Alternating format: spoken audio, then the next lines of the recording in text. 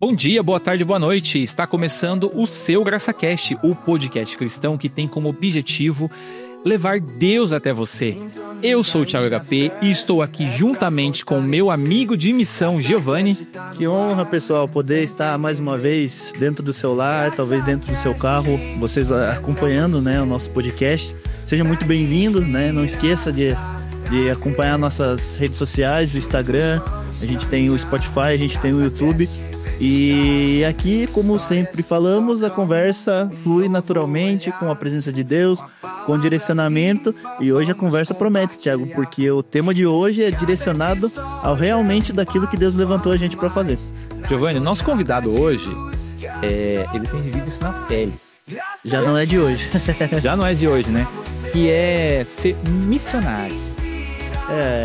É como eu falei, eu sou até meio suspeito de falar dele, né?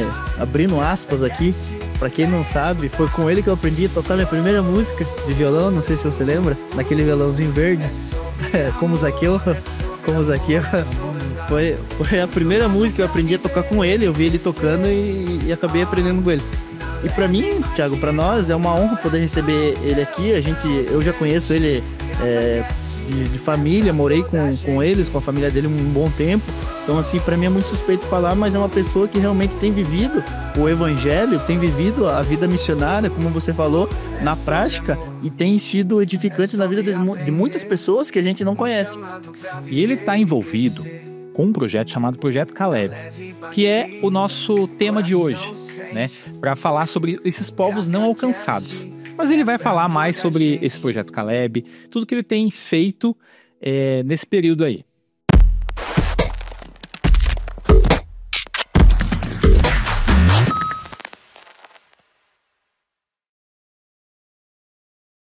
Então, Thiago, a gente está aqui hoje com o Samuel Ferreira, né? Ele é filho do tio Ridinei. Para muita gente que já me acompanha, que acompanha a gente que sabe quem é o Ridinei para mim, quem foi o Ridinei para mim, quem é a tia Roseli para mim.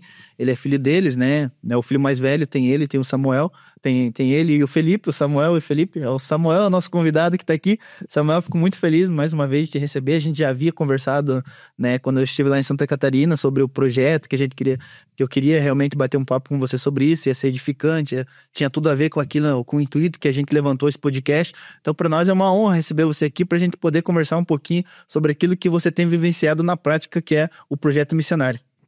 Então, boa noite, muito prazer. É muito bacana essa oportunidade de poder estar aqui, poder também compartilhar, né, sobre esse assunto. É um assunto que eu gosto muito, tanto povos não alcançados, quanto a tradução da Bíblia, e o avanço do projeto missionário para alcançar todos os povos é algo que realmente queima no meu coração. Então é um privilégio poder falar sobre isso. Samuel, conta pra gente como que começou esse seu chamado missionário. Então, é uma história interessante. Eu me converti, foi assim, eu sou filho de... Meus pais são cristãos, meus avós eram cristãos, então venho de uma família cristã já. Mas eu me converti a partir do momento que eu fiquei sabendo que eu tinha um chamado. Até então eu estava desacreditado do evangelho. Eu achava que não tinha mais solução para mim, porque eu sabia da verdade, mas tinha escolhido viver afastado de Jesus. Não tinha entendimento ainda do evangelho, né? E numa férias de fim de ano, minha mãe convidou o pastor da igreja aqui, na época era o pastor Jonadab, e eles estavam conversando e falaram assim, ela estava conversando com ele e falou assim, pastor, sabia que o Samuel também tem um chamado para o ministério? Só que eles nunca tinham me falado isso, né? Eu era muito criança, veio um pastor de fora, orou por mim e compartilhou essa palavra, falou, Deus está me falando que ele tem um chamado, E minha mãe e meu pai decidiram esperar para ver isso acontecer. Então eu não estava sabendo da história até aquele momento. Mas quando eu ouvi aquela história, mudou algo dentro de mim. Foi, então se eu tenho um chamado, Deus vai ter que fazer alguma coisa, né? Porque Ele é responsável pelas palavras que ele diz. Foi o que eu pensei, né? Eu acho que foi Deus ministrando meu coração sobre isso. Então, a partir desse momento, eu me voltei para o Senhor. Tive uma experiência com ele daí no retiro de carnaval logo na sequência E daí, logo após esse retiro de carnaval, eu já tinha essa convicção. Então, o que eu queria era servir a Deus no ministério. No começo, Isso com quantos anos? 2001, 17, ia fazer 17 anos. Estava fazendo 17 anos, foi quando eu me converti e decidi seguir a vida ministerial. E, a princípio, pela Metodista, o caminho que a gente conhecia era fazer o seminário, fazer faculdade de teologia, se tornar pastor e servir nesse modelo. Só que eu tinha essa impressão de que eu não tinha esse chamado para ser pastor especificamente dessa maneira, né? Então, enquanto eu fazia um curso lá em Maringá, chamado pré-teológico, era um requisito para você ir para a faculdade de teologia para fazer a faculdade pela Metodista. Um amigo meu, que é pastor hoje também, que tinha passado pela Jocum, eu fui conversar com ele, a gente estava conversando, ele falou, eu acho que você se daria muito bem na Jocum. E até então eu nunca tinha ouvido falar da Jocum, né? Jocum, Jovens com uma Missão, é uma organização missionária que serve de plataforma para pessoas que entenderam o chamado de servir em missões, né?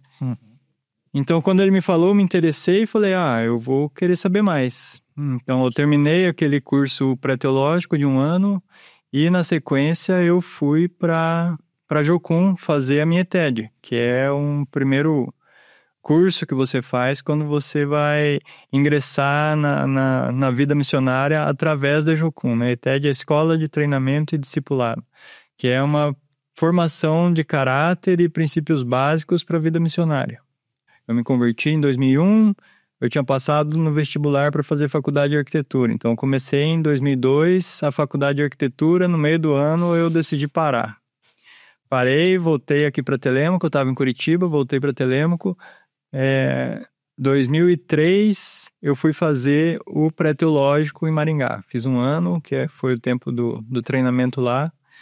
Em 2004, então, eu vou para Minas Gerais, Pitangui, fazer a minha ETED numa base missionária da Jocum lá.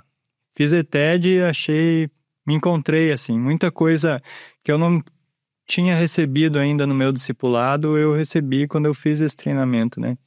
E para mim, a coisa mais revolucionária foi lá que eu aprendi a ter um relacionamento pessoal com Deus, e eu aprendi a ouvir a voz de Deus e aprendi a compreender o que Deus estava querendo me falar através das Escrituras, né? Então isso acabou revolucionando minha vida. E eu fui tendo contato com a missão, passei mais 2 anos lá. Então eu tinha essa certeza que era isso, né? Eu lembro de um telefonema que eu dei para minha mãe, né? Tava falando com ela no telefone, era orelhão na época, né? Tinha um celularzinho, mas não tinha sinal lá. E não tinha WhatsApp ainda. E eu liguei e falei, mãe, eu achei meu lugar. É aqui mesmo. É isso que eu quero fazer pro resto da vida. Só que eu era bem novinho ainda, né? E a gente teve essa conversa em família de que meus pais acreditavam que era importante eu fazer faculdade, que seria um passo importante para mim ter uma formação acadêmica, né? E orando sobre isso, eu decidi fazer isso. Então, minha jornada começou assim. Eu fui para a missão, passei 2 anos, né, fiz meu curso, depois continuei trabalhando lá e já comecei a trabalhar com treinamento e formação de novos missionários, que daí continuei trabalhando nesse mesmo curso que eu fiz. Depois de 2 anos eu saí, fui fazer minha faculdade, fiz minha faculdade, me afastei do Senhor, passei um tempo distante do Senhor. Depois retornei, reconciliei, voltei a caminhar com Deus. Você chegou a fazer a faculdade, então? Fiz. Eu sou formado em arquitetura e urbanismo. Essa é uma história boa também, né? Deixa eu contar. Fique à vontade. Quando eu estava lá, Deus me deu 2 palavras que eu carrego, né, desde aquela época, né? A primeira dela, ele falou para mim assim, ele falou, Samuel, o lugar mais seguro para você estar é no centro da minha vontade. mesmo que o centro da minha vontade seja o meio de uma guerra. E eu peguei aquilo e falei, tá bom, né? Legal, é verdade, eu acredito, mas nunca pensei de forma literal, né? Mais uma coisa assim, né? Tipo, um lugar muito perigoso, mas é a vontade de Deus, então é seguro. Mas eu sempre meditei sobre essa palavra, né? Que o lugar mais seguro para eu estar, mesmo que fosse o lugar que tivesse nas piores circunstâncias, era o centro da vontade de Deus. Se aquilo ali é o que Deus queria para mim, é ali que eu deveria estar. E daí Deus me falou também que eu iria me envolver para trabalhar com reconstrução de cidade destruída pela guerra. Então foram duas coisas muito específicas sobre guerra, né, que ele falou comigo. Então, como eu tinha largado a arquitetura, quando eu decidi então retomar a minha graduação, na verdade eu pensei assim, eu vou fazer sociologia. Sociologia eu achava que era o curso ideal para eu me envolver com isso, né, porque daí eu ia entender como que a sociedade funcionava, como que aquele povo funcionava. Se eu fosse trabalhar então com reconstrução, eu ia saber o que eu precisaria saber para oferecer para eles uma boa solução para reconstruir depois de uma guerra, né? Mas daí, por algumas questões assim, conversando com a minha família, eles não acharam uma boa ideia, não me apoiaram nesse pensamento. Hoje eu penso que foi melhor mesmo, porque talvez tivesse sido pior ainda ter passado por um curso assim, mais desafiador, né? Então eu acabei voltando para a arquitetura, porque daí para mim pensei, faz todo sentido, né? Reconstruir alguma coisa, a gente reconstrói e a arquitetura vai me dar essa condição. Então eu fiz todo o meu curso de arquitetura pensando nisso, pensando que eu ia trabalhar com reconstrução de cidade destruída pela guerra. Passou um tempo, eu deixei isso, né, de lado, até que eu voltei para a missão em 2019, né? Voltei a atuar período integral como missionário em 2019. Aí eu voltei a trabalhar com Jucum, mas agora em Piraquara, em outra base da Jucum, em Piraquara. E continuei pensando sobre isso, como seria então que eu iria trabalhar, né, com reconstrução. Eu sempre procurei oportunidades, né, para fazer isso. Mas em 2020, eu fiz um outro treinamento dentro de Jucum chamado EPOL, Escola para Obreiros e Líderes. Escola Preparatória de Líderes. É uma escola para preparar... É uma escola que tem o objetivo de direcionar como montar um projeto para você desenvolver o seu ministério missionário. Então, por exemplo, você está entendendo que Deus está te dando um chamado para montar um orfanato num país da África que tem muitas crianças órfãs ali. Então, durante esse treinamento, você faz a estruturação do seu projeto. Como que vai ser, quais são os próximos passos, quais são os desafios, o que eu preciso fazer. Então, quando eu fui fazer esse projeto, eu cheguei já com a ideia assim, é isso que eu vou fazer. Eu vou fazer um projeto de reconstruir cidade que foi destruída pela guerra, porque os últimos anos da minha vida foi pensando sobre isso. Aí, quando eu cheguei lá, Deus falou, não, a gente vai falar sobre outra coisa. E foi a primeira vez que Deus falou comigo sobre o mundo árabe. Então, antes, a questão da guerra era uma coisa abstrata. A questão da destruição era uma coisa abstrata. Agora, depois desse momento, passou a ser uma coisa concreta. Porque daí, quando ele falou para mim, eu estou te chamando para os povos... árabes, né? E ele falou de modo geral, né? Hoje, quando você pesquisa lá, tem um grupo, né? Chama Liga Árabe, são 22 países. Então, que inclui Oriente Médio, Norte da África. E quando ele falou sobre isso, eu comecei a ver de fato, olha, ali tem guerra, ali tem cidade destruída mesmo, né? Só que, ao mesmo tempo, ele estava me mostrando que uma reconstrução é muito mais do que um prédio, um edifício, uma cidade, uma região, mas uma pessoa que passa por tudo isso, uma pessoa que sofreu tudo que sofreu para ser reconstruída, precisa de um processo muito mais complexo, né? Então, eu comecei a entender o que Deus estava querendo me ensinar sobre reconstrução. Foi nesse treinamento, durante esse período, que Deus falou comigo sobre o projeto. Esse projeto é um projeto meu e da minha esposa, como a gente chama o ministério que Deus confiou para nós. E chama Caleb porque quando Deus compartilhou comigo sobre qual seria o povo que eu iria trabalhar, ele me deu Josué 14, que é quando Caleb chega para Josué e fala, passaram-se tantos anos, mas Deus prometeu aquela terra por herança e eu quero aquela terra que Deus me prometeu por herança. É sobre isso que está falando esse texto. E foi isso que Deus falou para mim. Ele falou, estou te dando um povo, uma região, um local como herança e essa herança é tua, para você tomar posse. Então, por isso que o projeto chama Projeto Caleb, porque a gente está indo em busca da herança que Deus prometeu pra gente, que são esses povos árabes, que é onde está o nosso coração de alcançar essas pessoas.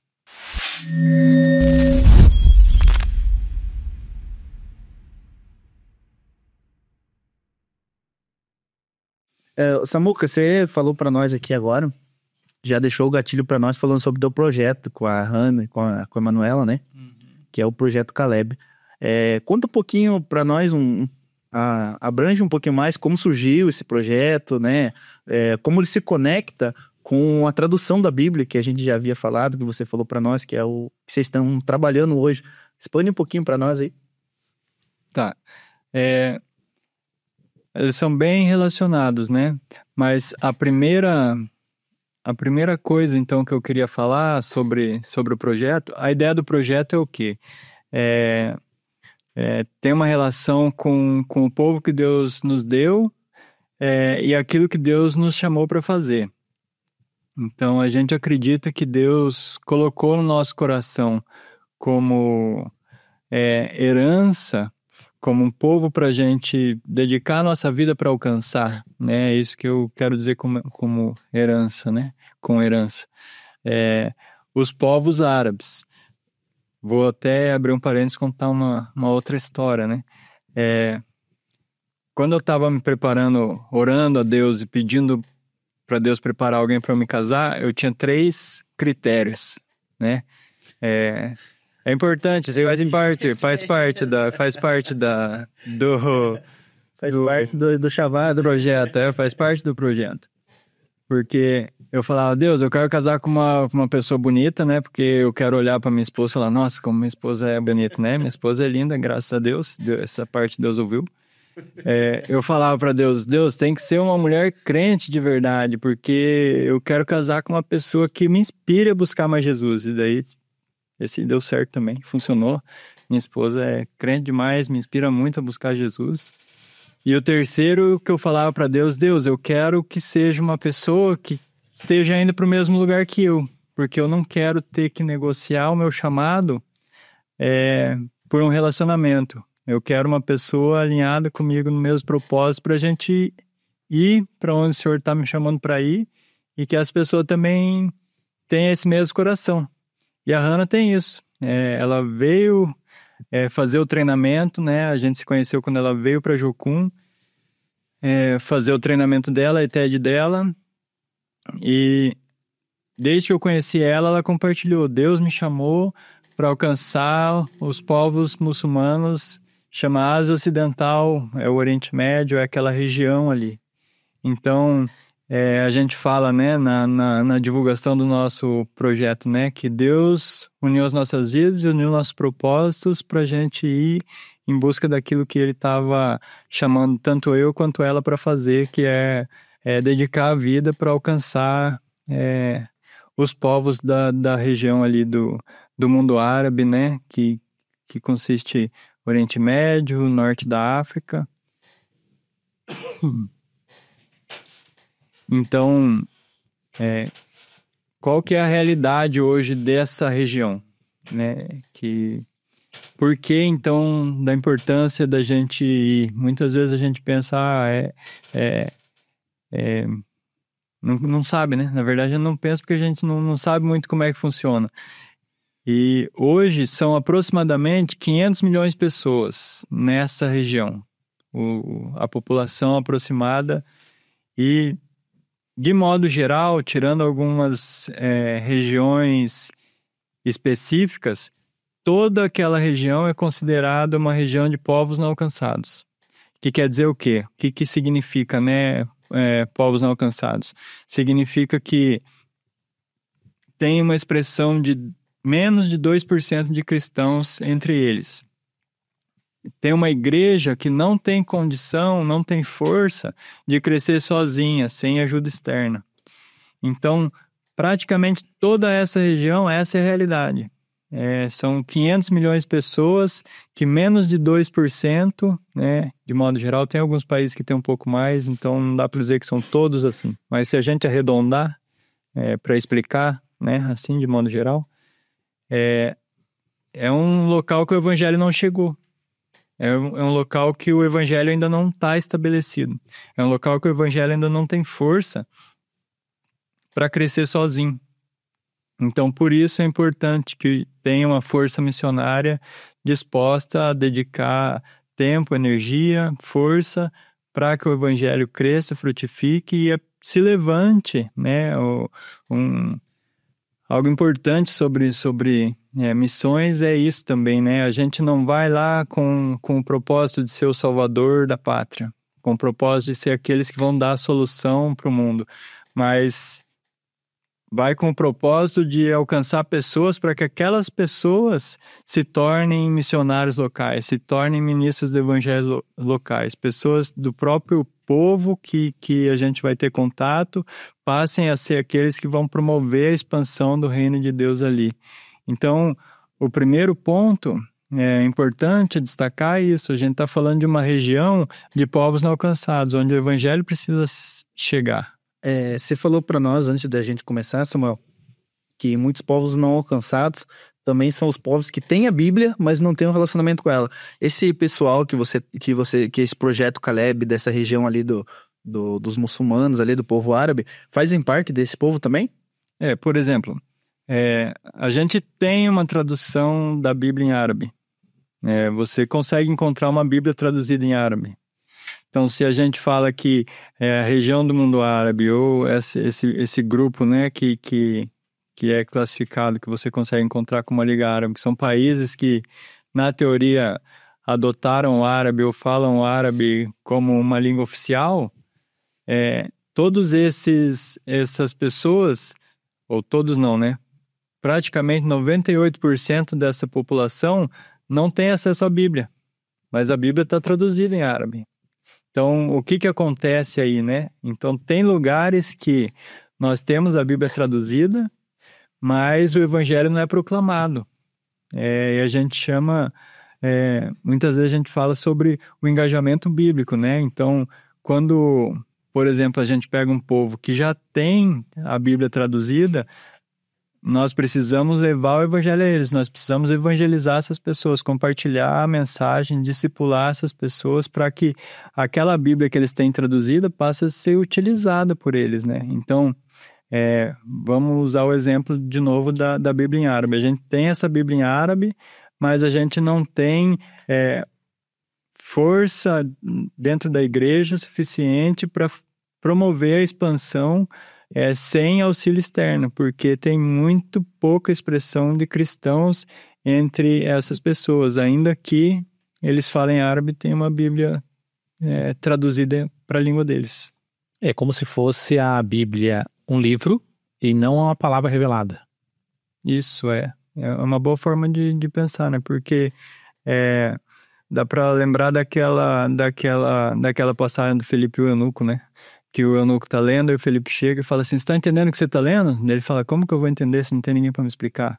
Então é bem parecido com isso, né? Às vezes a pessoa não tem acesso, quando a gente fala desses povos não alcançados, são pessoas que não conhecem nenhum cristão. Então pensa, né, de um grupo lá de muitas pessoas, nenhum deles nunca conversou pessoalmente com um cristão, nunca ouviu falar ou nunca teve contato, nunca apontaram assim de longe, aquele ali é um cristão. Eles não sabem o que é. Então, a Bíblia para eles, isso é uma curiosidade interessante, né? Para o muçulmano acredita no Novo Testamento, ele acredita nos Evangelhos, ele acredita em Jesus, não da mesma forma que a gente, mas eles consideram como se fosse um livro sagrado. Eles respeitam aquela literatura, mas eles não sabem que aquilo ali é a palavra revelada de Deus. Eles não sabem que aquilo ali é a forma que Deus se manifestou para promover a salvação, para revelar a sua salvação, para revelar o plano que ele tem do que ele pretende fazer.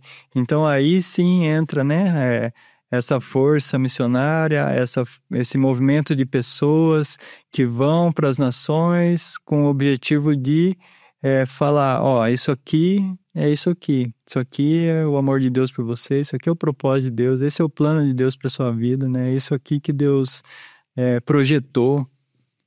Em todo esse tempo envolvido com o Jocum, ou a Jocum, você fez uma viagem missionária? Sim, tanto dentro, né, do Brasil, aqui dentro do Brasil, eu fiz algumas viagens. Esse treinamento que eu falei, que eu estava trabalhando, que é a ETED, né, Escola de Treinamento Discipulado, ela é muito dinâmica. Então, ela é dividida em 2 momentos. São 3 meses que você fica imerso dentro da nossa base, estudando, tendo aulas semanais sobre diversos temas, e depois você tem uma parte prática. Então, você viaja por 2 meses, quase 2 meses, botando em prática, que é uma viagem missionária que todo o aluno que está fazendo treinamento faz. Então, eu, quando fiz a minha ETED, passei por isso, e depois, trabalhando com a ETED, eu acompanhava equipes, né? Eu ia como um obreiro ou como um líder de prático, né? Depende do nome. Mas ia junto com essa equipe para eles terem essa experiência missionária de pôr em prática tudo aquilo que eles aprenderam. Ô, Simão, durante o período o período que eu morei com a tia Rose e com o tio Regina aqui em Telêmaco, que eles estiveram aqui, se eu não me engano, acho que foi 2015, 2016. Você estava aqui morando com a gente, né? E você teve a oportunidade de ir pro Haiti, né? Acho que foi Minustah, se eu não me engano, né? Eu não sei. Você trouxe uma camisa para mim, eu sei porque na camisa está escrito assim, em Minustah, Haiti. Né? Então, assim, eu lembro desse período, acho que você foi com o Adriano na época, com o Glauco, né? Foi uma galera, na época a gente tava frequentando a Batista, né? A Batista Betel. E foi uma galera pra lá. Conta pra nós como que foi esse pedacinho dessa experiência. Eu não lembro quanto tempo você ficou lá, acho que foi 1 semana, 2 semanas. Conta pra nós como que foi.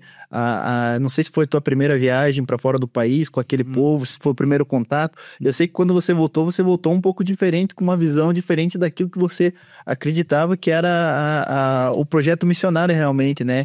Eu lembro que a gente sentou na mesa do café no primeiro dia que você chegou ali, a gente comentando, você não parava de falar, né, e contando das experiências. Isso ali pra nós, assim, pra mim, até depois que você foi dormir, a gente tava conversando com o tio Ridney e a tia Rose na época, eu falei, nossa, que bom que ele foi, vivenciou e trouxe pra nós aquilo que a gente não tá vendo. Então eu queria que você comentasse um pouquinho como foi essa experiência tua ali. Essa viagem foi muito legal, né, e vai fazer uma ponte bem bacana com o que é o projeto hoje, né. Mas ir pro Haiti, ainda que foi rápido, né? A gente passou 1 semana lá. Então a gente conseguiu só ver a realidade, ter um choque ali, né? Com o que era aquilo. E voltar mais grato de lá pra cá. Voltar vendo que a gente vive uma vida confortável demais. Então a gente viu muita necessidade, muita carência, muita exploração, né? A gente teve que lidar com isso também, porque um dos movimentos muito fortes que aconteciam lá eram pessoas oportunistas que pegavam crianças de áreas rurais e usavam elas para receber ajuda humanitária estrangeira, né? Então, eles deixavam a criança numa situação deprimente para comover o coração de quem passasse por lá, mas as pessoas que cuidavam recebiam muito bem e tinham uma vida muito boa. Por outro lado, a gente viu pessoas que realmente cuidavam de crianças órfãs que precisavam e estavam transformando a vida dessas crianças e ajudando elas assim a se tornarem adultos, pessoas com estudo, com educação, dando tudo o que elas precisavam. Então, não é que só tem gente ruim, tinham pessoas ruins e boas, né? E a pessoa que nos guiou lá fez questão de mostrar o do trigo. Falou, esse aqui é assim, esse aqui é assim. Mas a gente também foi numa igreja que era só tinha cobertura, o chão era batido, tudo muito simples, mas as pessoas iam lá e adoravam com alegria, e cantavam, e celebravam, né? Então, foi uma experiência muito boa. E daí, por que eu falei que tinha uma ponte, né? Porque quando eu fui lá, eu quis uma Bíblia na língua deles. Daí eu falei com o pastor da igreja, falei, como que eu faço para ter uma Bíblia em crioulo, né? Eles falam crioulo haitiano, tem outros crioulos, mas lá é o crioulo também, só que o haitiano. Aí ele veio e me deu de presente. Aí enquanto eu estava me preparando para essa viagem agora, eu estava lá vendo um material que a gente tinha e eu encontrei a Bíblia, né? Ela estava guardadinha lá, não sei ler naquela língua, então não... Queria uma lembrança. Eu não consigo usar ela.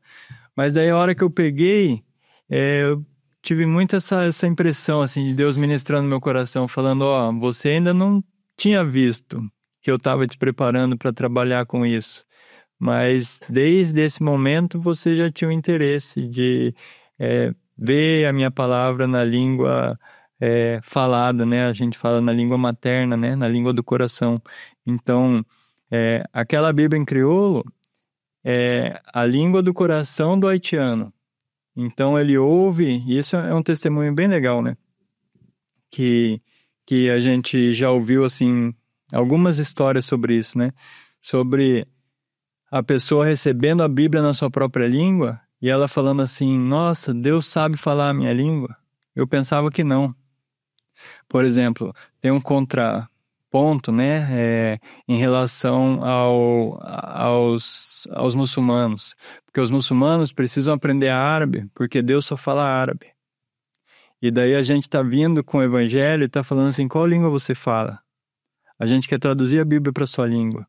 Porque a gente quer que você tenha a revelação da palavra de Deus na sua língua materna, na língua do seu coração. Que faz muito mais sentido, né? E que tem muito mais peso. É como pra gente, por exemplo, se a gente não tem o evangelho, vem um missionário americano, ensina a gente a falar inglês, entrega pra gente uma Bíblia em inglês. Nós vamos aprender, a gente vai conseguir ler a Bíblia. Agora, se ele entrega pra gente uma Bíblia em português, aquela Bíblia vai falar muito mais ao nosso coração, porque aquele é a nossa língua materna, aquela é a língua do nosso coração. Então, quando eu estava mexendo lá no material para trazer, eu vi essa Bíblia e Deus começou a falar comigo sobre isso. Desde aquele tempo, eu estava começando já... 2015, 14 ali. Então, 10 anos depois, Deus falou, agora você está se envolvendo diretamente com isso, de entregar para os povos a Bíblia na língua materna deles.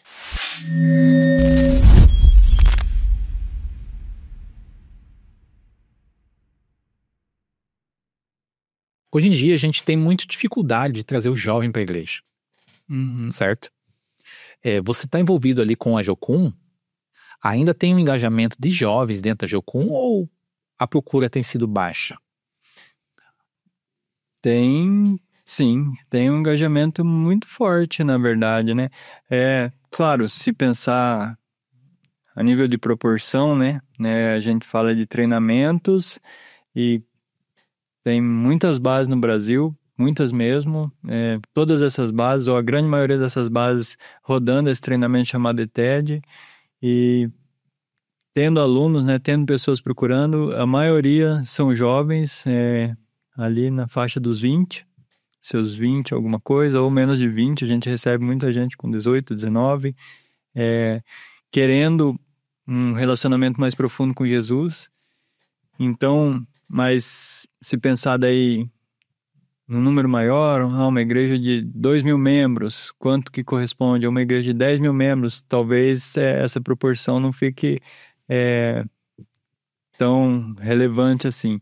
Mas a gente tem visto um movimento forte, crescente, vivo, de jovens que são apaixonados por Jesus, que estão dispostos a doar a sua vida para Jesus, estão dispostos a viver o propósito e negar a si mesmo e ir para onde Jesus mandar. Eu tenho convivido com muitos jovens assim, ainda que não sejam milhares, eu pessoalmente, mas eu sei que isso está acontecendo ao redor do mundo, então a gente pode dizer que milhares e milhares de jovens estão fazendo isso. Às vezes a gente não consegue ver, né? Mas está acontecendo. E a gente convive com muitos jovens assim, convive com pessoas novinhas. Eu, quando fui para Jocum pela primeira vez, estava com 19, né? Ia fazer 20 anos. Então, tem muitos assim, amando Jesus e dispostos a doar a vida para Jesus. É bacana a gente saber disso, né? E passar isso para a galera que está nos assistindo, está nos ouvindo, porque esses jovens são a próxima geração, né? Que vão levar o evangelho, vão chegar até esses povos não alcançados, qual nós estamos falando aqui, certo? E falar de povos não alcançados parece uma realidade tão distante, né? Mas ajuda a gente a entender sobre esses 40% que a gente falou off. Uhum. É muito interessante. Hoje, quando a gente olha para o panorama do mundo todo, aproximadamente 40%, arredondando um pouquinho mais, 42% da população mundial é considerado povos não alcançados. Dá mais de 3 bilhões de pessoas, né? Acho que é algo em torno de 3 bilhões, 200 milhões de pessoas.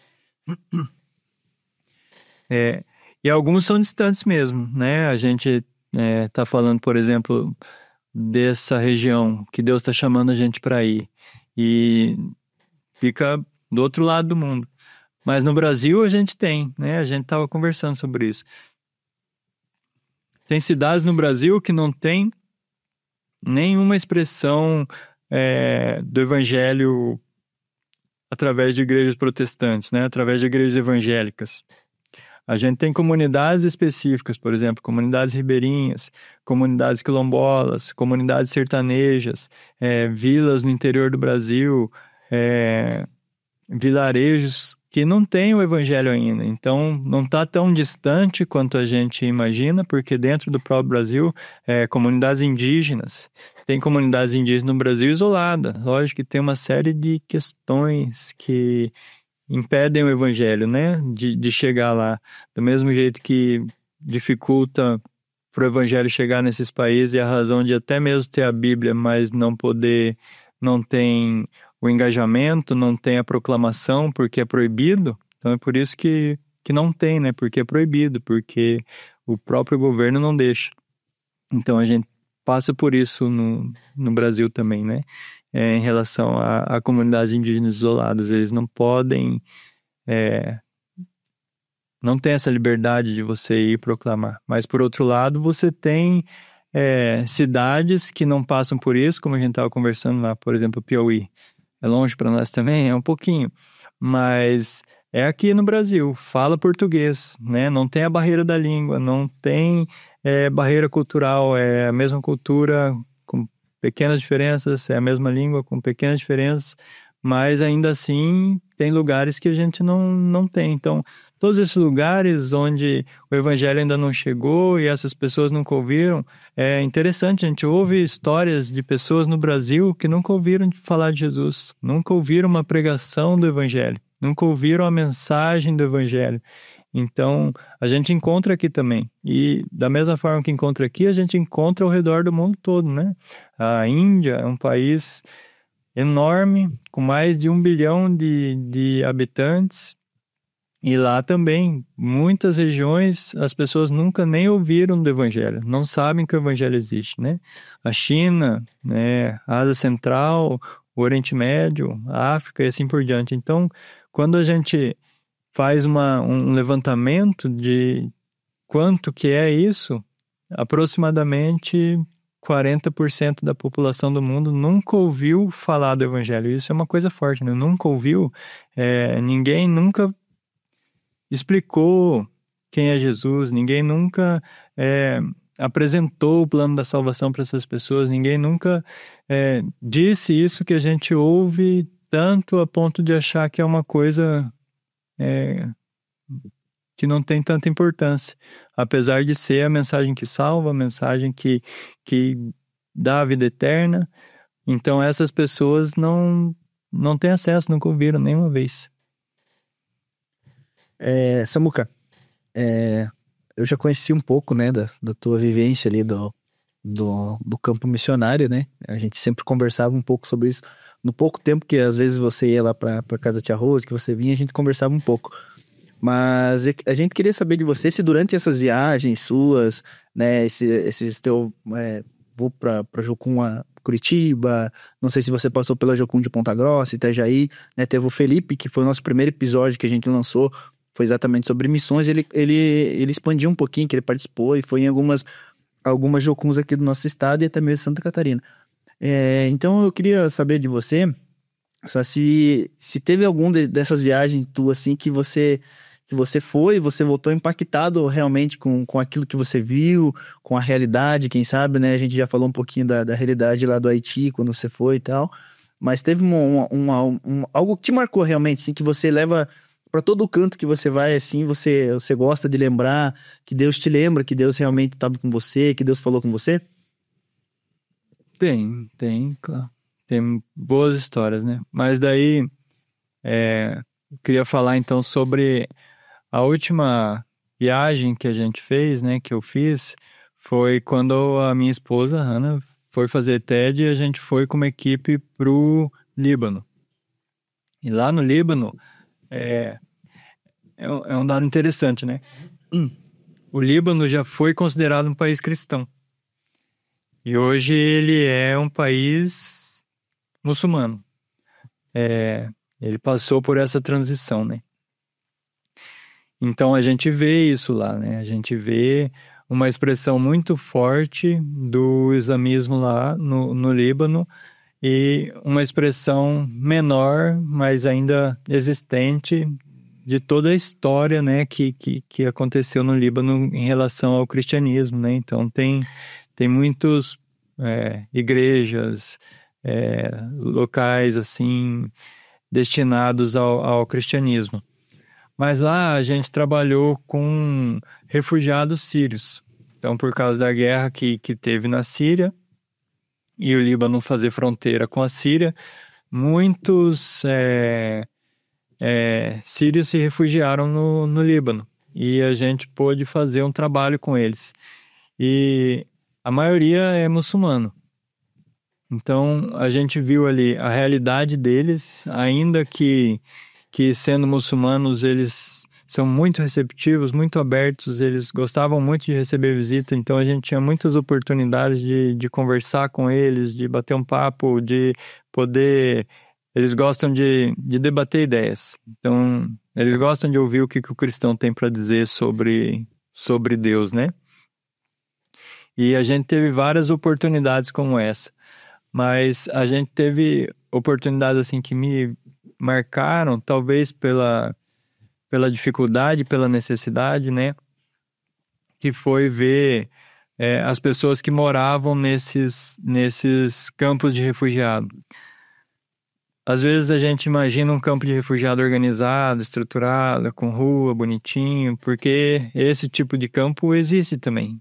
Mas esses que a gente trabalhava eram muito pequenos, mas tudo bagunçado, sem organização nenhuma. Era só uma lona, aquela lona que eles recebem da ONU, assim, para eles montarem um barraco de lona para eles. E lá era muito frio, muito frio. O período que a gente passou lá estava nevando.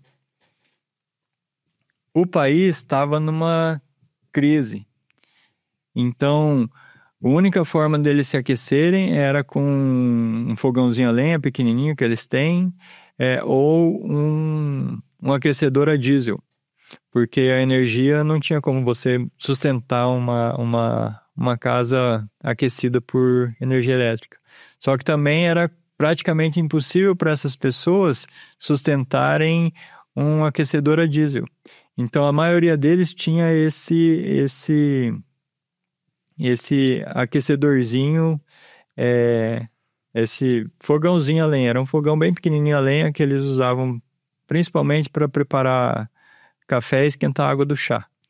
Que isso é uma coisa interessante, né? A gente ia lá, ia visitar eles passavam um café árabe que é bem amargo, bem forte, difícil de tomar, e um chá bem doce.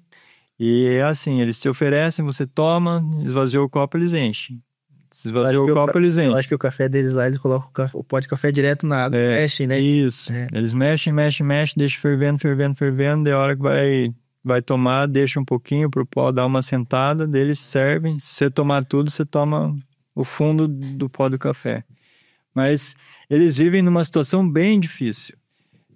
Então, quando a gente foi trabalhar lá, a gente fez um trabalho com as crianças, né? Eles tinham uma escolinha dentro do campo de refugiado e era muito difícil a situação, assim. Ainda assim, a gente via aquelas crianças felizes, aquelas crianças alegres. A gente pôde dar para eles o que estava ao nosso alcance, né? A gente ensinou algumas coisas em inglês. A Hannah, né, a minha esposa, ela fez umas aulas de educação física, e daí a gente descobriu que nem era uma coisa comum, eles não tinham aula de educação física lá, né, eles não sabiam fazer várias coisas que as crianças aqui aprendem desde pequenininha, porque lá não tinha. Então a gente viu que era uma vida sofrida, assim, né, o nosso coração enche de compaixão de ver aquilo que eles estavam vivendo, né. Então foi uma experiência difícil, mas foi muito gratificante, pelo que Deus nos proporcionou, né? Dando a oportunidade de estar lá, dando a oportunidade de falar do amor de Jesus, expressar o amor de Jesus em ações práticas para aquelas crianças, né? Mostrar que Jesus se importa de verdade. Ter acesso também àquelas famílias, né? Por causa desse trabalho, as famílias desses campos de refugiado queriam conhecer, né? Não é sempre que aparece um brasileiro dentro de um campo de refugiado sírio no Líbano. Então, a gente experimentou isso, né? De sofrer pela dor e necessidade deles, mas também de ter essa alegria de poder, de alguma forma, abençoar aquele povo. Samuel, você comentou com a gente que está em São Paulo, né? E no treinamento, certo? Então, eu quero que você explique pra gente o que se passa no treinamento, né? Como que está sendo esse trabalho esse ensino de facilitador de tradução. Uhum. A Jucum, ela tem dentro dela a Universidade das Nações. É algo, assim, incrível. Então só um passinho antes, né? Quando eu fui pela primeira vez fazer a minha TED em 2004, eu tive contato, né, num congresso internacional que teve dentro da Jucum com algumas pessoas falando sobre a Universidade das Nações. Então, imagina, né, um jovem de 20 anos ouvindo alguém falar sobre uma universidade revolucionária destinada a expansão do reino de Deus em todas as esferas da sociedade e na capacitação de jovens para que isso aconteça. Então, eu criei na minha cabeça que universidade era isso, né? Daí, quando eu fiz a minha universidade, eu falei, puxa, é diferente, não era isso, né? Mas dentro da Jucum, através da Universidade das Nações, existe uma série de cursos para te auxiliar e te capacitar para desenvolver aquilo que Deus está falando para você fazer. Eu gosto de conversar sobre isso porque muitas vezes a gente pensa que, eu vou ser missionário. Daí você já pensa assim, vou passar o dia inteiro falando de Jesus para as pessoas na rua, vou ficar indo de casa em casa, vou pregar nos cultos, vou fazer aquelas cruzadas evangelísticas. E realmente, isso faz parte. Tem muitas pessoas que têm o chamado específico para isso, para fazer cruzadas, e eles vão passar a vida fazendo isso. Mas o reino de Deus é muito maior. Existe uma série de possibilidades para se fazer no campo missionário, né? Então, por exemplo, tem pessoas que entendem de Deus de iniciar um projeto de escolinha de futebol e vão para um país e com esse projeto de escolinha de futebol é a ferramenta para eles proclamarem o evangelho. Outras pessoas entendem de montar uma escola. Então, a gente tem hoje exemplos de escolas. Eu não vou dizer o país, porque eu não consigo lembrar agora, mas de uma equipe da Jocum que foi para lá abrir uma escola, essa escola se tornou a referência nacional de qualidade de ensino. Só que eles foram obedecendo um chamado de Deus com treinamentos que eles fizeram através da Universidade das Nações. E hoje é a referência dentro do país do que é uma escola modelo do que fazer. Então, dessa mesma forma, a gente entendeu Deus direcionando a nossa família para se especializar ou para aprender mais sobre a tradução da Bíblia. Então, esse treinamento que a gente está fazendo em São Paulo são vários cursos da Universidade das Nações que nós estamos fazendo, que vai nos capacitar para sermos facilitadores de tradução da Bíblia. Por que facilitadores, né? A gente estava conversando sobre isso. Quem faz a tradução sempre é o falante nativo da língua. Então, quando eu chego em um povo, não sou eu que faço a tradução. Eu tenho a responsabilidade de me qualificar, de estar capacitado para entregar para essa pessoa que fala a língua tudo que ela precisa para ela conseguir traduzir a Bíblia na língua dela. Então, quando a gente fala sobre essa capacitação, a gente está falando de conhecimento antropológico, conhecimento linguístico, conhecimento de softwares, conhecimento de equipamentos de tecnologia, conhecimento da Bíblia, né? Muito importante. Então, é um ano que a gente faz, esse treinamento tem a duração de um ano. Então, a gente começou falando sobre comunicação, falou sobre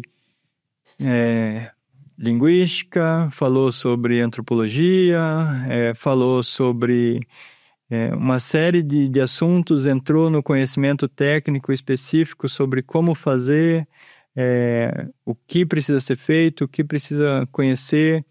A gente vai entrar num próximo bloco agora que é o estudo da Bíblia mesmo, a exegese bíblica. Então a gente vai passar os próximos 3 meses voltando daqui. Chama DBS, Escola de Discipulado Bíblico, que tem o objetivo de fazer uma leitura completa da Bíblia nesses 3 meses e compreender todo o panorama bíblico da história de Deus escrita na Bíblia. Qual que é a importância disso, né? Isso é muito interessante. Quando a gente conversa, a pessoa que montou esse treinamento, ela fala, eu montei esse treinamento porque à medida que eu fui trabalhando com facilitadores, eu vi que faltavam certas coisas. Então, esse treinamento é o resultado de uma pesquisa do que é necessário para que uma pessoa que vai trabalhar com isso tenha todo o conhecimento necessário para que ela faça um bom trabalho. Então, é isso que a gente está fazendo lá. O próximo módulo daí é esse sobre o panorama bíblico, a compreensão da história de Deus através da Bíblia. E, por fim, a gente estuda, de fato, como que é feito o projeto de tradução. Só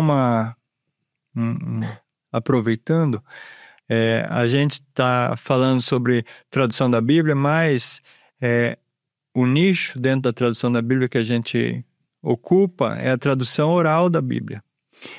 Por quê? O nosso trabalho final não é uma Bíblia escrita, ainda que possa ser, porque toda a metodologia de tradução é a mesma, ela não muda.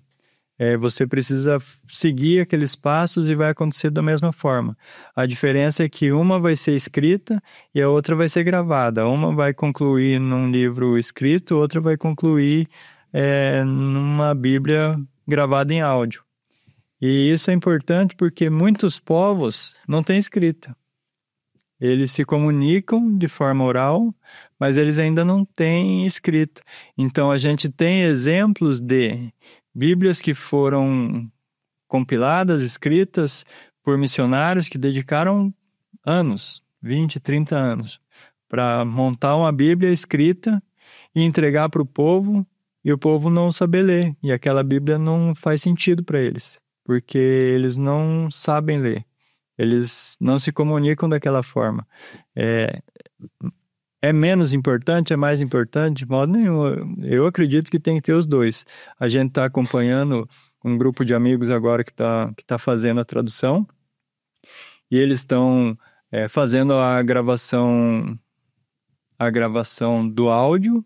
E um outro grupo está fazendo o projeto escrito.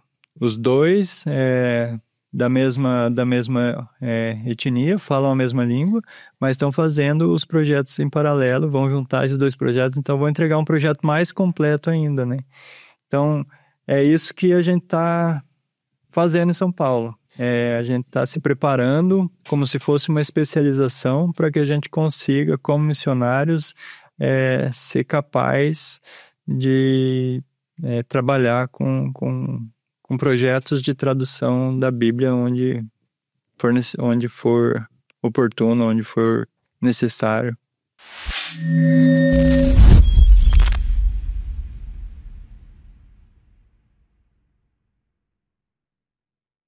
Quando você fala em ser missionário, ele tem desafios, renúncias e propósito. E como que você vive tudo isso em família? Regularmente a gente ouve, eu não sei se eu teria coragem, eu não sei se eu conseguiria.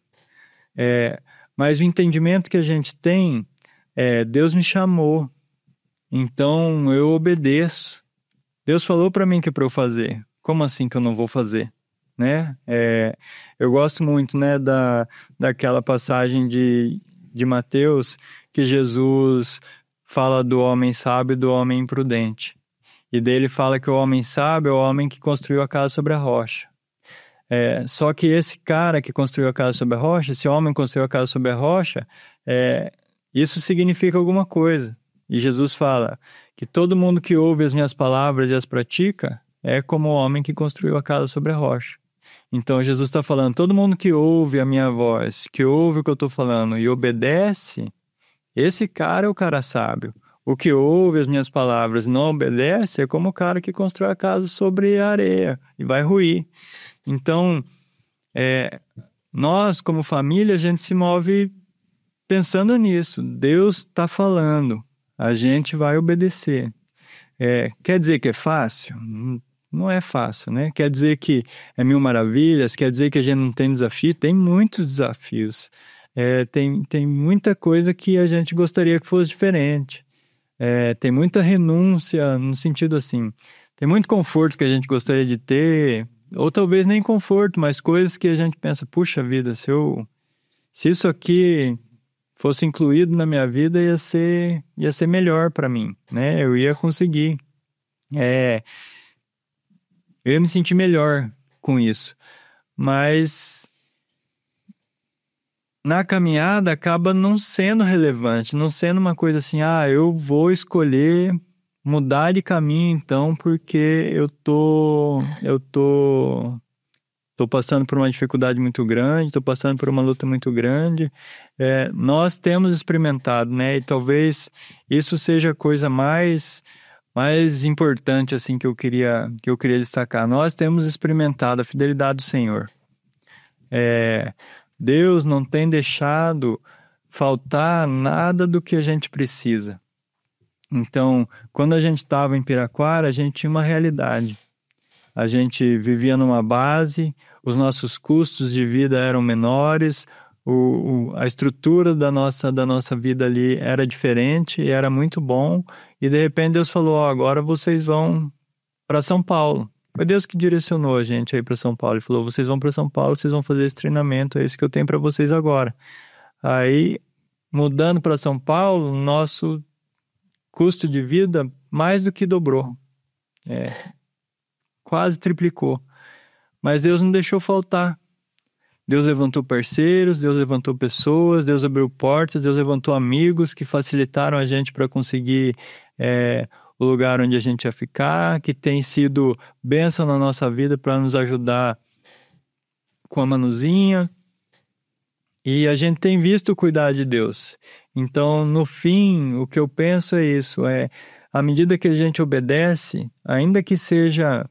Tem altos e baixos, né? Meus amigos lá, as pessoas que eu converso, a minha esposa, ela sabe que não é assim uma coisa linear, crescente, que você vai progredindo como se não tivesse problema nenhum. Você tem altos e baixos, né? Tem hora que você está preocupado, eu fico preocupado. Eu acredito que eu sou responsável por prover para minha casa. Então, quando eu olho para a realidade do que está acontecendo, eu falo, puxa vida, e agora? Eu vou orar, vou falar com Deus.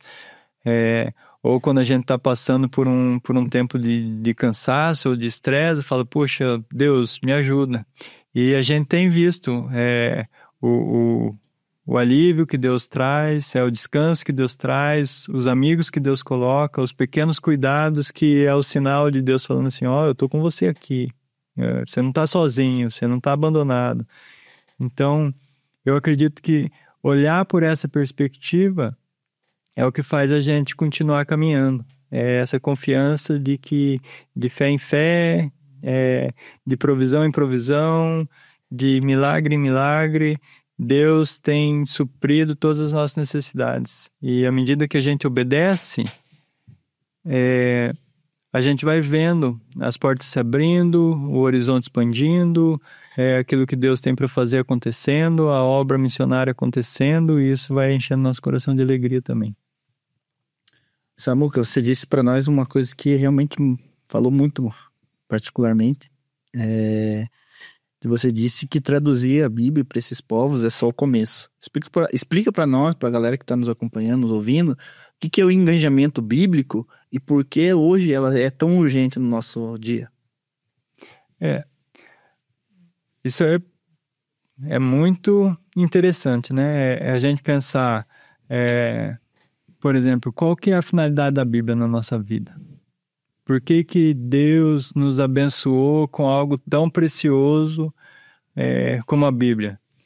E é importante a gente pensar, a gente vê ela sendo usada muitas vezes com um certo misticismo, como se fosse um livro de promessa, uma daquelas caixinhas que você abre para receber um versículo de Deus e deixar teu dia muito bom. Outras pessoas a gente vê usando a Bíblia como fonte de passos, chaves, ideias para você conseguir conquistar seus próprios objetivos, conquistar suas próprias realizações, satisfazer a si mesmo, buscando na palavra de Deus aquilo que a palavra de Deus oferece, mas no fim a Bíblia não é para isso. A Bíblia é a palavra revelada de Deus, ou é a palavra de Deus por onde Ele quer se revelar a nós. Então, quando a gente fala de engajamento bíblico, a gente está falando de olhar para as Escrituras dessa maneira. E só por meio de engajamento bíblico a gente vai conseguir um relacionamento mais profundo com Deus, vai ter mais intimidade com o Senhor. Então, daí quando a gente fala, por exemplo, em tradução da Bíblia, a gente traduziu a Bíblia e conseguiu chegar no final de uma tradução. Chega com aquela palavra e entrega para o povo. Isso não vai gerar um impacto sem o discipulado, sem alguém disposto a ensinar, sem alguém disposto a caminhar com aquele povo e mostrar a importância da palavra, mostrar o caminho correto para você olhar para as Escrituras, para que as pessoas que receberam essa palavra, essa Bíblia na sua língua, saibam como que elas vão se relacionar com com aquele livro, com aquele texto ou com aquele áudio, né? Então, o engajamento bíblico é, talvez, outra palavra para discipulado. É manifestar, expressar, ensinar para as pessoas a importância da Bíblia como fonte de revelação de Deus, como fonte de palavra de Deus, onde Deus quer se revelar, que vai mostrar o que Deus quer nos falar, que vai nos dar a direção para como construir um relacionamento mais profundo com Deus, que vai revelar a história de Deus, a história do amor de Deus por nós, o plano eterno de Deus de um relacionamento.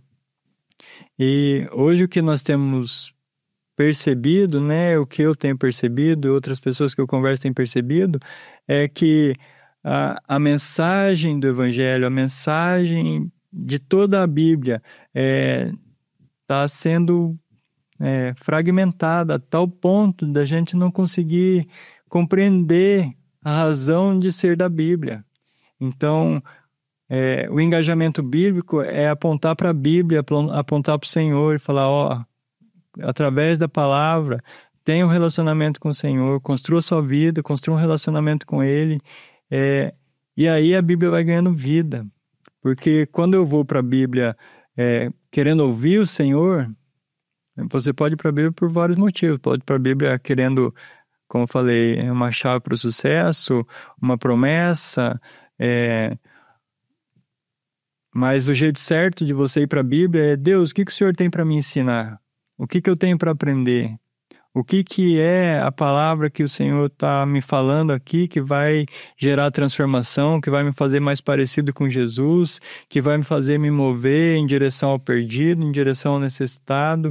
O que é o Senhor que vai ser revelado através da Escritura? Então, engajamento bíblico é a gente levar a importância da palavra para as pessoas, é conseguir conscientizar as pessoas da necessidade que elas têm de ler as Escrituras, mas junto com isso buscar o Senhor e buscar o Espírito Santo, para que o Espírito Santo guie, conduza e traga a revelação do que é de fato aquilo que Deus tem para revelar através das Escrituras.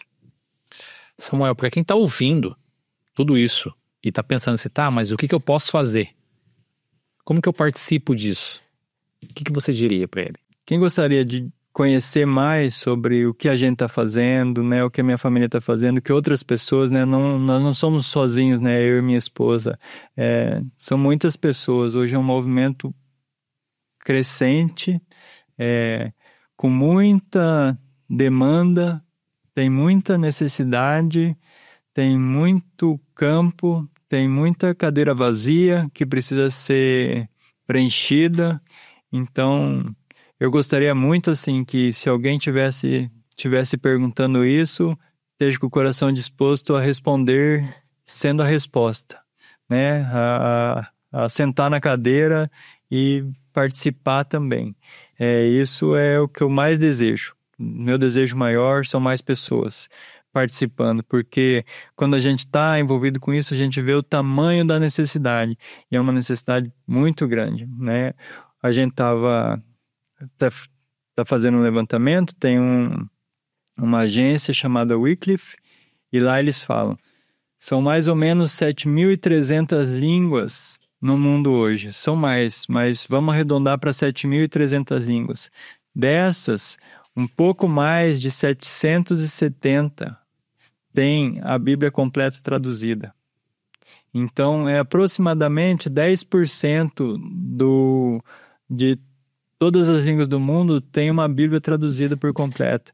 Tem mais de 1.800 que ainda estão no zero, sem nenhum versículo traduzido, sem nenhuma porção. E tem várias assim que são críticas, tem algumas que estão correndo o risco de deixar de existir. Então, é muito importante, muito necessário e urgente que a igreja se engaje com a tradução da Bíblia, que a igreja se engaje com esse projeto. E é uma das formas mais bonitas de manifestar o amor de Deus, que é aquilo que a gente estava falando. Deus fala a minha língua. eu consigo ouvir o Senhor, eu consigo ler a palavra de Deus, eu consigo ler a Bíblia na minha língua. Então, o primeiro ponto seria se envolver diretamente. O outro ponto seria se engajar, querendo saber mais sobre os projetos que estão acontecendo, e se não pode estar de tempo integral, está de tempo parcial. Se não pode estar de tempo parcial, está sempre orando por isso, querendo se informar mais sobre isso. Tem um site muito bacana, chama Pray OMT. Pray de orar, OMT.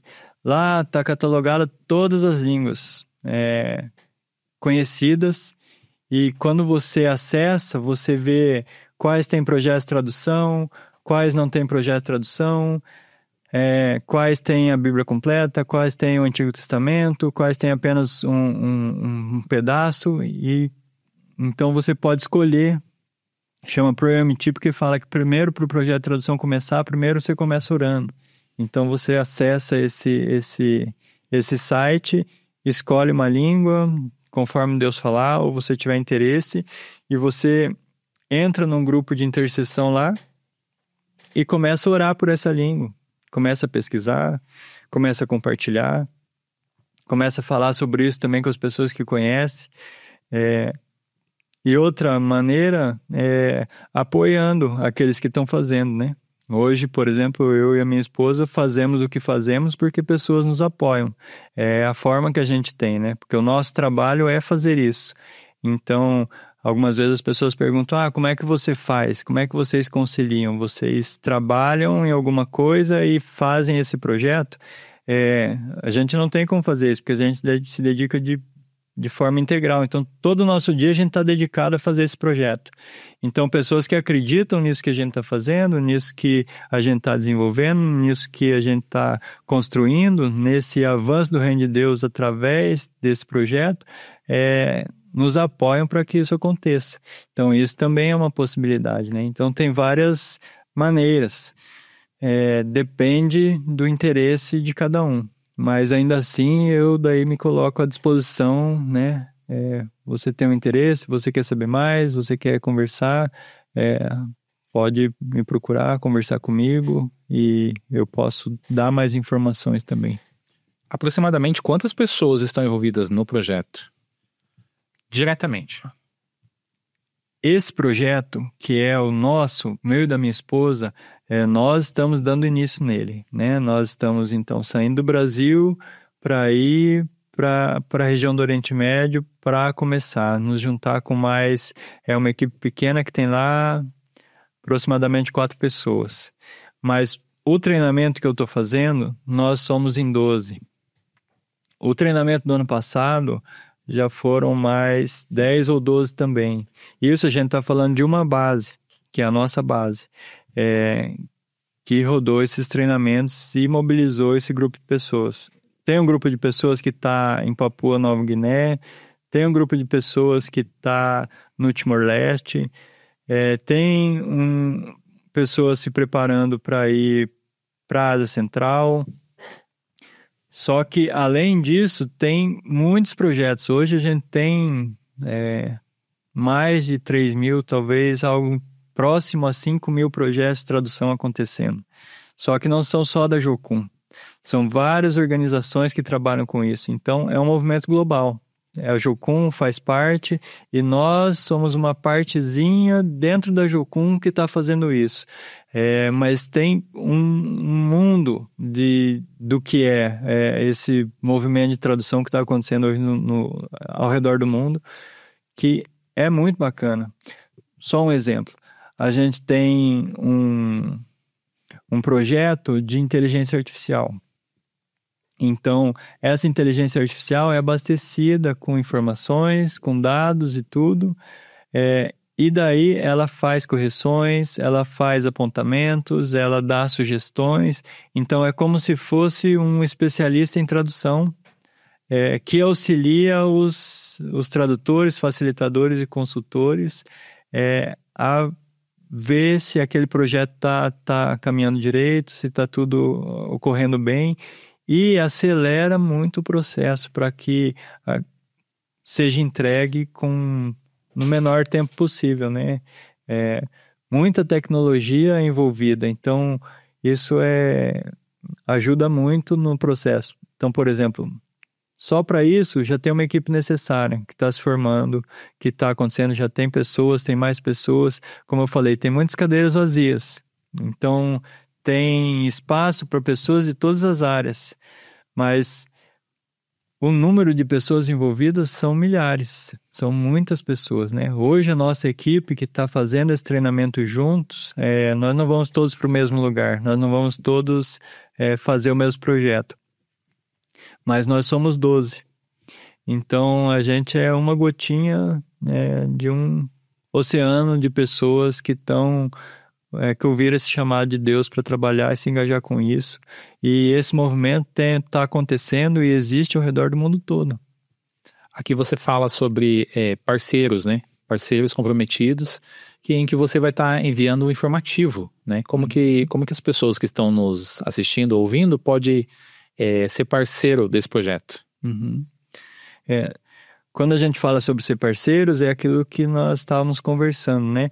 Para que eu possa desenvolver esse projeto, para que eu possa realizar isso, eu preciso de uma rede ou de uma equipe que eu gosto de chamar de equipe de amigos, porque são pessoas que vão financiar, vão custear esse projeto para que as necessidades, né, dele, que a gente tem para que ele aconteça, sejam custeadas, sejam supridas.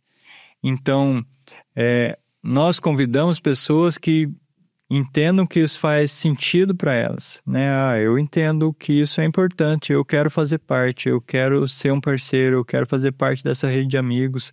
Então, a gente gostaria de conversar com essas pessoas, né? Eu gostaria de saber quem ela é, por isso que eu falo, me procure. Se você ainda não é meu amigo, se você ainda não me conhece pessoalmente, se você ainda não teve um tempo de qualidade comigo, me procure para conhecer, conversar, saber quem eu sou, saber quem é esse projeto, e me dizer como que você está interessado em participar, né? De que maneira você está disposto a participar. Se você quer ser um desses parceiros, amigos que vão financiar esse projeto para que ele aconteça, aí o nosso compromisso é justamente esse, né? A gente quer manter um relacionamento, a gente quer que você faça parte da nossa vida por completo, então que você saiba o que está acontecendo, que você tenha notícias, que você tenha um feedback. Então a gente já tem feito isso ao longo da nossa caminhada como missionários, né? Nós prestamos conta do que nós estamos fazendo, porque a gente acredita que isso é a forma correta da gente se mover como missionário. Se você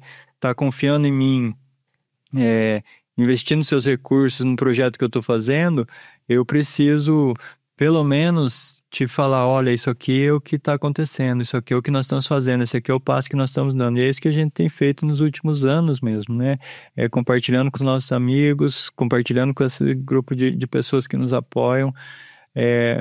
Tudo que tem sido realizado, tudo aquilo que nós estamos fazendo com o objetivo de alcançar aquilo que Deus direcionou a gente a fazer.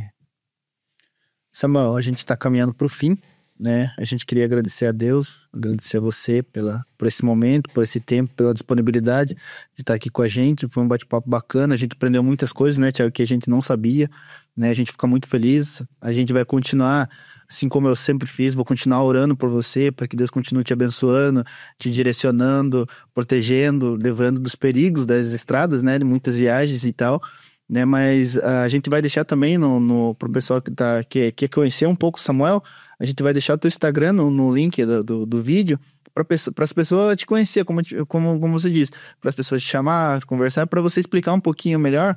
Aqui a gente teve a ideia mais ou menos de como funciona, né? Acredito que se deixasse nossa conversa aí, ia bem longe. Mas a gente queria agradecer a Deus, né, pela tua vida, por aquilo que Deus está fazendo, por nos mostrar e nos dizer que realmente ainda tem jovens que estão se levantando em prol da missão.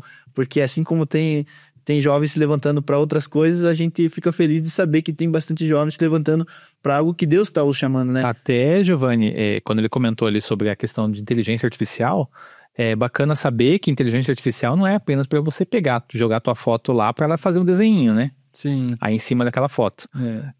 Você pode alimentar ela com informações para que ela possa estar ajudando e auxiliando na missão. E isso é você usar das ferramentas que o mundo tem pro evangelho, que não é errado, né? Se o Satanás tem usado para coisa errada, né, a gente pode usar também para a maneira certa.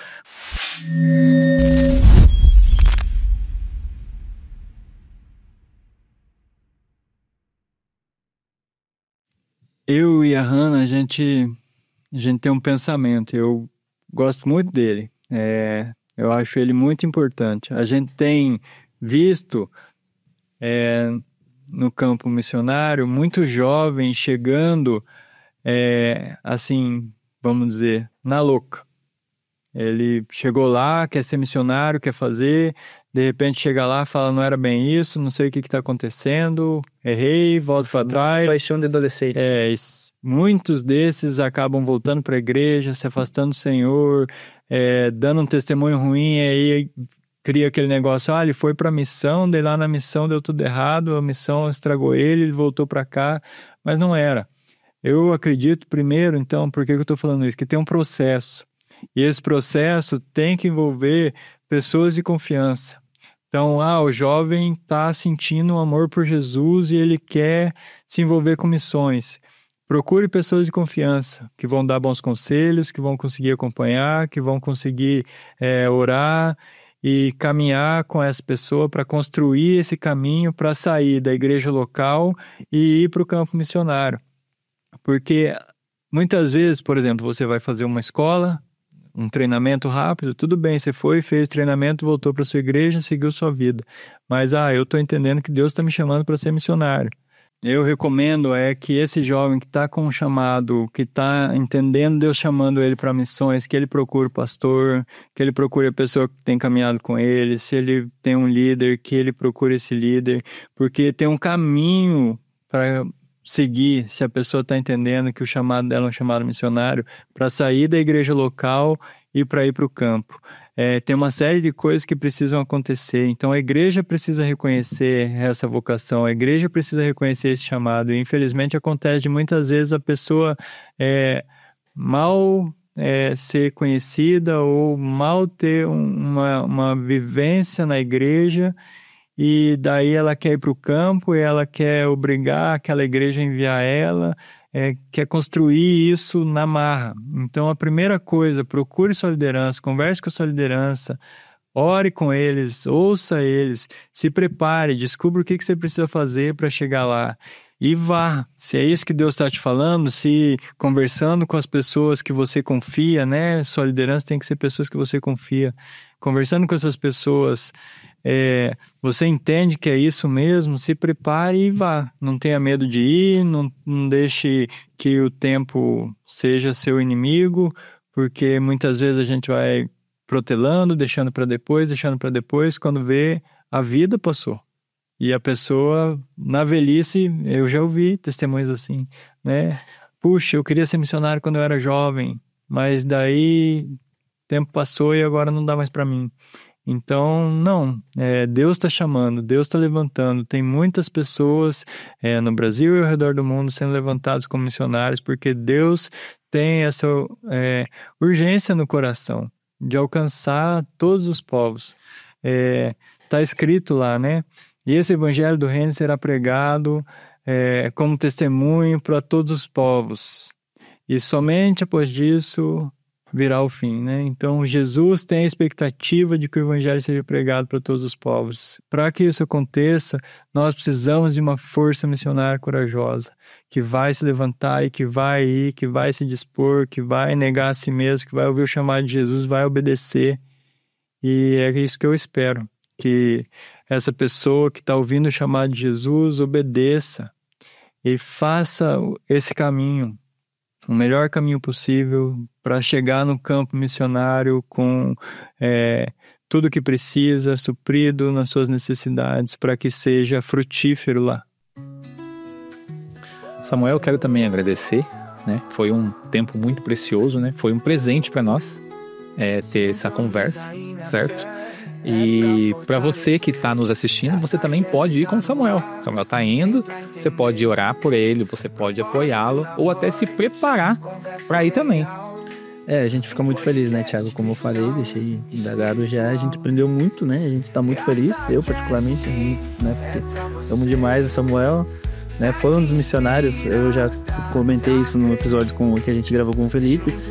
Contei um pouquinho como foi o processo ali, da convivência com vocês ali, né? Do quão vocês foram missionários ali pra mim, né? Mas eu tô muito feliz, Thiago, feliz mesmo porque Deus tem se feito, tem sido presente no nosso meio, tem sido presente na nossa mesa. Deus tem colocado pessoas aqui que têm edificado a gente, né? Antes de chegar pro pessoal que tá lá, chega para nós, chega ao nosso coração. E é isso, Thiago. Eu acho que não tem muito o que protelar, porque senão a conversa vai longe. Segue a gente no YouTube, no Instagram, no TikTok, porque a gente tá em várias plataformas digitais hoje, certo? A gente tá no YouTube, tá no Spotify, só falta estar na sua rotina. Isso aí, galera. Obrigado, Deus abençoe. Tamo junto. Queremos agradecer também o nosso querido parceiro de missão, o João Marcos, que tá ali atrás, nos bastidores, porque sem ele o nosso podcast não ia no ar, né? E só lembrando mais uma coisa, a missão começa aqui, pessoal. Valeu. Isso aí, Deus abençoe. Até mais.